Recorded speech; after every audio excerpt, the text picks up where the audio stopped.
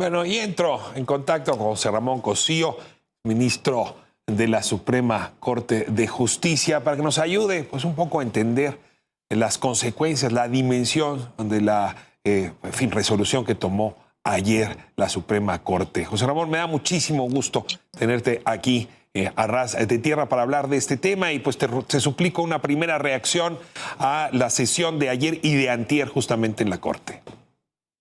Cómo no, Ricardo, muchísimas gracias por la invitación. Antes que todo, qué gusto saludarte. Mira, creo que es una decisión, tus colaboradores lo expresaron muy bien, todos ellos, es una decisión muy, muy importante.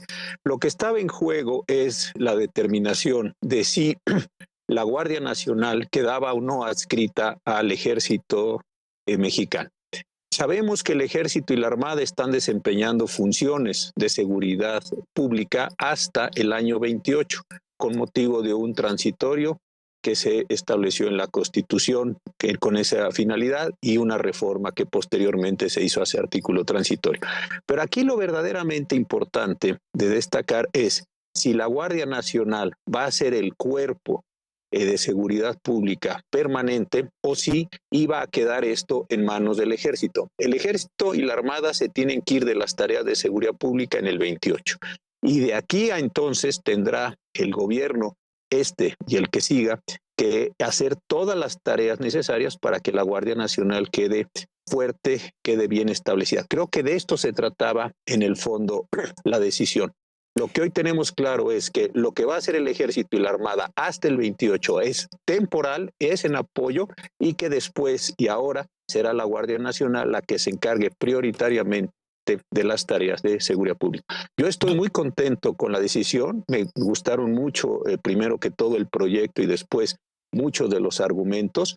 Creo que se vuelve a este sentido del artículo 129 constitucional que dice que en tiempos de paz los miembros de las Fuerzas Armadas no pueden hacer más funciones que las que tengan exacta conexión con la disciplina militar, de forma tal que este artículo de alguna manera recupera su sentido fuerte y, por otro lado, entendemos que el Ejército y la Armada, gran tarea que están haciendo, lo tendrán hasta el momento del año 28. Creo que es una decisión muy importante para el país, Ricardo. Dos temas, José Ramón. Uno es la reflexión que virtió el ex presidente de la Corte, Arturo Saldívar, que por cierto acaba de retomar hace un momento en la conferencia matutina el presidente López Obrador, donde dice Saldívar, me llamó la atención, a ver, en realidad se trata de dependencias civiles, ambas, tanto la Secretaría de Seguridad Pública, la federal, como la Sedena.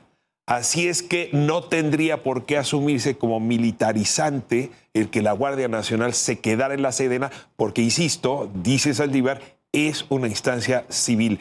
¿Qué reacción te provoca esta declaración del ministro Saldívar? No, mira, yo no coincido, creo que es una forma estratégica de presentar los argumentos por parte del ministro Saldívar, no coincido con su punto de vista.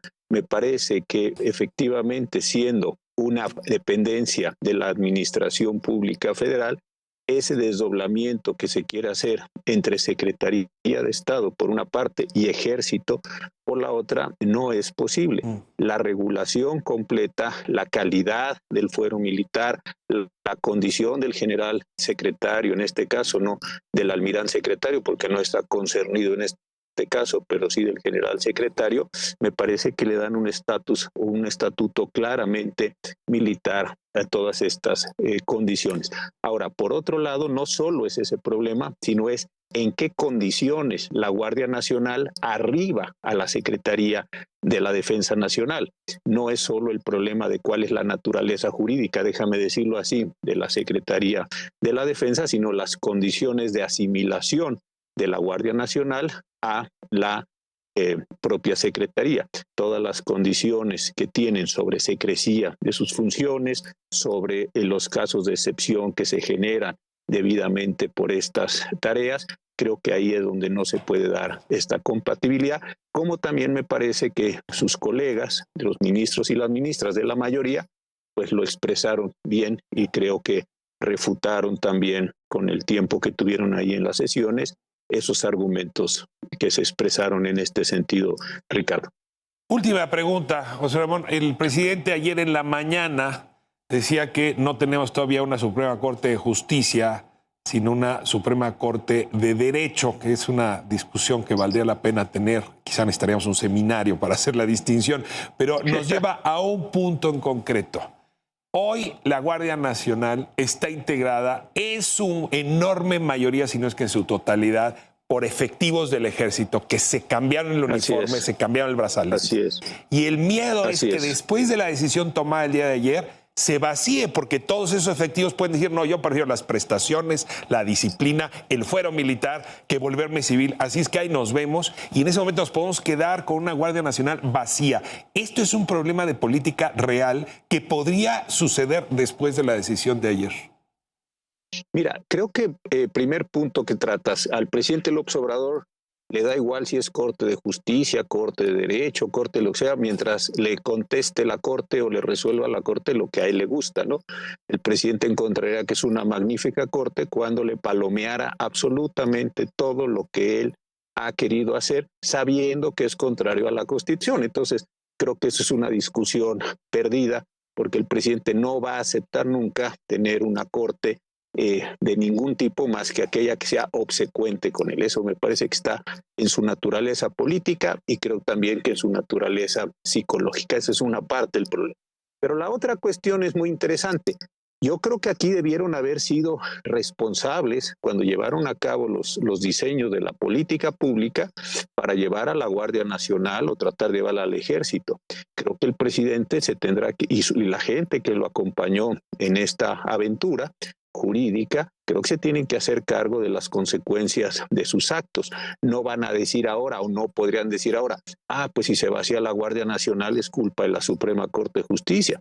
Creo que la verdadera condición de alguien que se pretende estadista es hacerse cargo de la consecuencia de sus actos, y su acto fue: voy a tratar o voy a buscar que la Guardia Nacional, precisamente, ahí está una respuesta a lo que decíamos antes, se militarice, que vaya a la Secretaría de la Defensa, que los efectivos de la Guardia Nacional, que deben ser policías, logren arroparse de alguna manera bajo el estatus militar y consecuentemente con eso estén en una condición privilegiada. Si ahora la Suprema Corte les dice que por razón del artículo 21 de la Constitución eso es inconstitucional, pues creo que el presidente y las personas que están ahí, el sector de la defensa, la secretaria de seguridad, etcétera, tendrán que hacerse cargo de esta posible salida de efectivos, porque no es posible que ahora se diga todo es culpa de la Suprema Corte de Justicia. ¿De verdad no sabían que esa solución era inconstitucional? ¿De verdad no leyeron bien el artículo 21 de la Constitución? ¿De verdad no sabían que era altamente posible que se declarara la inconstitucionalidad? Lo que van a hacer es, como siempre sucede con este gobierno, transferirle los costos a la Suprema Corte como si hubieran llevado a cabo un acto de gran irresponsabilidad.